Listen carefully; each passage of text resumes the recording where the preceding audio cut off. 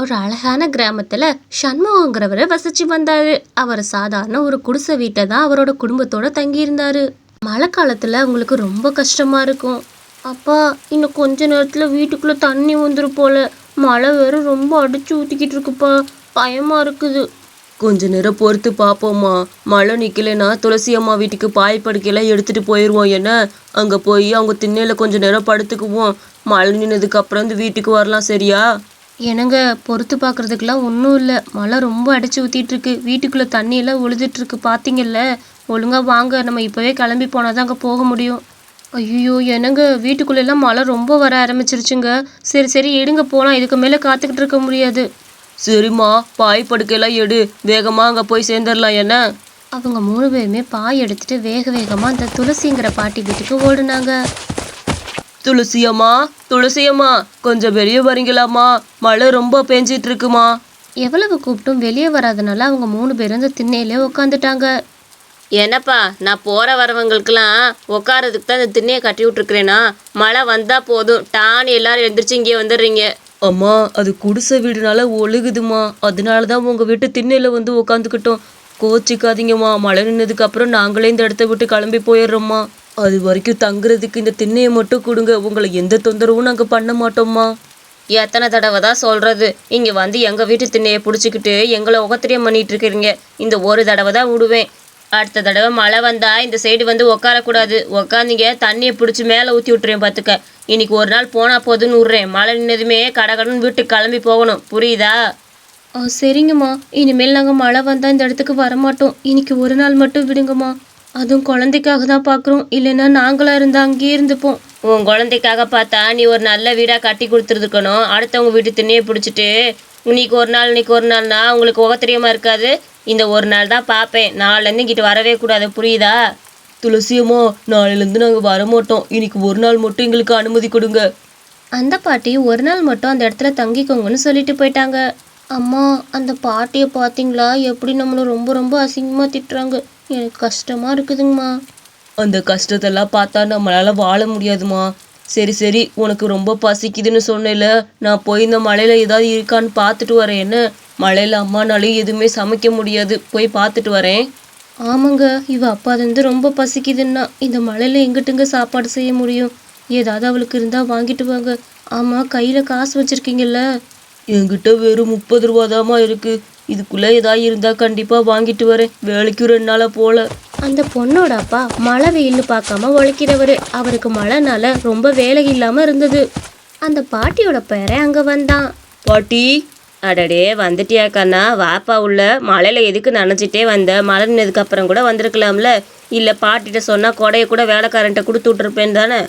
பாட்டி, இந்த மழையில எனக்கு சூடாக பஜ்ஜி சாப்பிடணும் போல இருந்தது. அதனால தான் இங்கே வந்தேன். என் பாட்டி எனக்கு ரொம்ப சுவையாக பஜ்ஜி போட்டு தருவாங்க.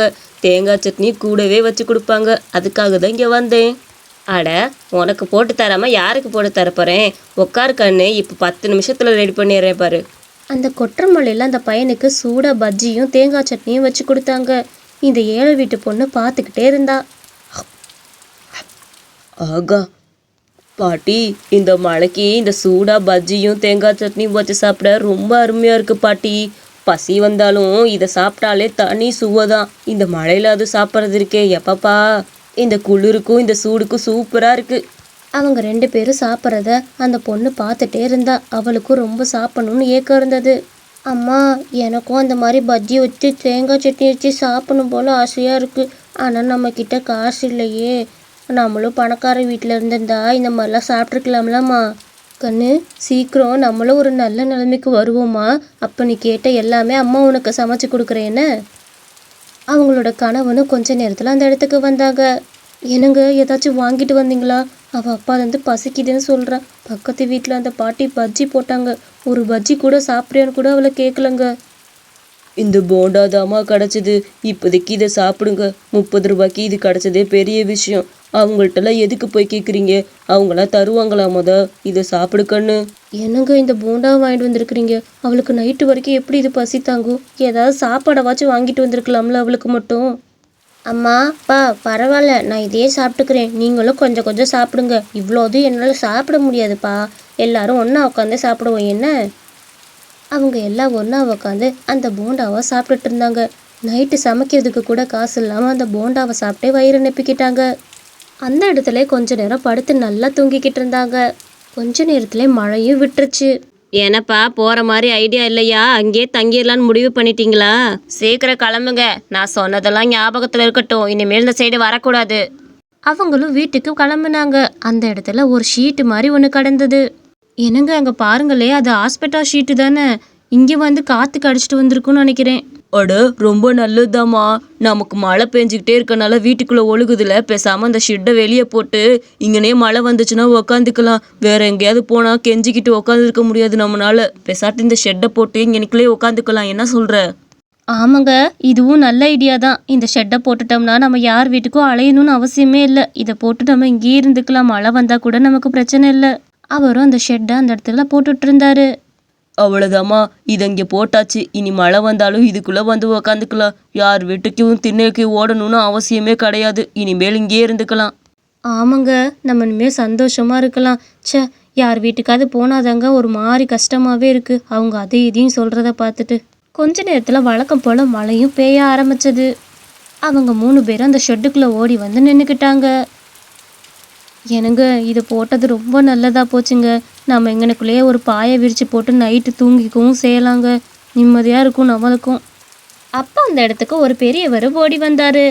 ஐயா ஐயா, மெதுவாக ஓடி வாங்கயா. எதுக்கே இவ்வளோ வேகமாக ஓடி வரீங்க? இங்கே வலிக்கிட்டு விழுந்துடாதீங்க. தண்ணியாக நிற்கிது பாருங்க. இல்லைம்மா, ஒரு விஷயமா இங்கே வந்தேன். மழை ரொம்ப அடிச்சுக்கிட்டு இருந்துச்சா, எங்கிட்ட ஒதுங்குறதுன்னு தெரியவே இல்லை. அதான் யார் வீட்டுக்குள்ளேயே போனாலும் விடவும் மாட்டேங்கிறாங்க. இந்த ஷெட்டுக்குள்ளே வந்து நிற்கலாம்னா அது உங்களோட ஷெட்டாச்சு. அதனால தான் எதுக்கும் ஒரு தடவை கேட்டுக்கலான்னு நினச்சேன். இங்கு நான் நின்றுக்கிட்டா? என்னங்கய்யா இதெல்லாம் நீங்கள் கேட்கணுமா? தாராளமாக நின்றுக்கோங்க. யார் உங்களை என்ன சொல்ல போகிறா சொல்லுங்க. என்னங்க, இங்கே உப்புமா செஞ்சிட்ருக்கேன். கொஞ்சம் நேரத்தில் சாப்பாடு போட்டுற எல்லாம் சாப்பிட்றலாம். என்ன அங்கே இருந்தால் தான் இங்கேருந்து பொருள் எதுவுமே எடுக்க முடியாது. இங்கே பக்கத்தில் இருக்கனால நம்ம பொருள் எல்லாமே எடுத்து நிம்மதியாக சமைச்சிக்கலாம். ஐயா, நீங்கள் தப்பாக நினச்சிக்கலன்னா நீங்களும் உட்காந்து தாராளமாக சாப்பிடுங்க. எங்கள் வீட்டில் உப்புமா தான். நாங்கள் ஏழை குடும்பம் தான். பரவாயில்லம்மா, நான் உக்காந்து சாப்பிட்றேன். எனக்கு ரொம்ப பசிக்குது. அவங்க 3 பேருமே நல்லா உட்காந்து அங்கே உப்புமாவை சாப்பிட்டுட்டு இருந்தாங்க. அடடே, உனக்கு உப்புமா இல்லையாம்மா? எடுத்து வச்சுக்காம எங்களுக்கு மட்டும் போட்டுட்டியா? ஏமா இப்படி பண்ணுன? பரவாயில்லைங்கய்யா, நீங்கள் சாப்பிட்டீங்கல்ல, அதுவே எனக்கு வயிறு நிறைஞ்சிருச்சு. பாவம், நீங்களே ரொம்ப பசியோடு வந்திருப்பீங்க. நான் சாப்பிட்டா நல்லாவா இருக்கும்? அதான் நீங்கள் சாப்பிடணும்னு நான் உங்களுக்கு போட்டேன். நிறைய நாள் என் தண்ணியை குடிச்சே நான் வயிறு நெப்பிக்குவேயா. எனக்கு அதெல்லாம் பழகிருச்சு. நீங்கள் பெரியவராக இருக்கீங்க, நீங்கள் சாப்பிட்றது தான் நல்லது. கொஞ்ச நேரத்திலே அந்த மழையும் விட்டுருச்சு. அந்த பெரியவரும் கிளம்பலான்னு நினச்சாரு. சரிம்மா, மழையெல்லாம் விட்டுருச்சு. நானும் வீட்டுக்கு கிளம்புறேன்னு. இங்கே நின்று அப்புறம் திருப்பும் அடுத்த மழை வந்துடும். சரிம்மா, உனக்காக ஒரு பொருள் நான் வச்சிருக்கிறேன். அதை நீ உன் மனசார என்கிட்ட இருந்து வாங்கிக்கணும். என்ன? இந்தாம்மா, இந்த காப்பை நீ உன் மனசார வாங்கிக்கோ. இது தங்க காப்பு. உனக்கு கஷ்ட காலத்துல இந்த காப்பை அடமானம் வச்சு உனக்கான தேவையை நீ பூர்த்தி செஞ்சுக்க. என்ன, உன் நல்ல மனசுக்காக தான் இது. ஐயா, அதெல்லாம் எனக்கு வேணாம் ஐயா. நீங்கள் திருப்தியாக சாப்பிட்டுட்டு போனதே எனக்கு போதும். தயவு செஞ்சு இதெல்லாம் வேணாம். இது எனக்கு கொடுக்குற லஞ்சம் மாதிரி இருக்குது. இது நீ கொடுத்த சாப்பாட்டுக்கானது இல்லை, உன் நல்ல மனசுக்கானது. இதை நீ கண்டிப்பாக ஏற்றுக்கிட்டு தான் ஆகணும். சரி சரி, இதை ஏற்றுக்கோ. நான் கிளம்புறேன். என்ன? அவரும் அந்த காப்பை கழட்டி கொடுத்துட்டு அங்கேருந்து கிளம்புனாரு. அவங்களுக்கு ரொம்ப கஷ்டமாக இருக்கும் போது ஒரு சேட்டுக்கிட்ட அதை அடமானம் வைக்கலான்னு வந்தாங்க. ஐயா, இதை அடமானம் வச்சு எவ்வளோ பணம் ஆகுமோ எனக்கு அதை கொடுங்க. எங்களுக்கு ரொம்ப கஷ்ட காலமாக இருக்குது. ஏதாவது ஆகாது போகாத வளையத்தை தூக்கிட்டு வந்து அடமானம் வைக்கிறேன்னு வரக்கூடாது. பார்த்துக்கங்க. இங்கே கூட பார்க்குறேன்.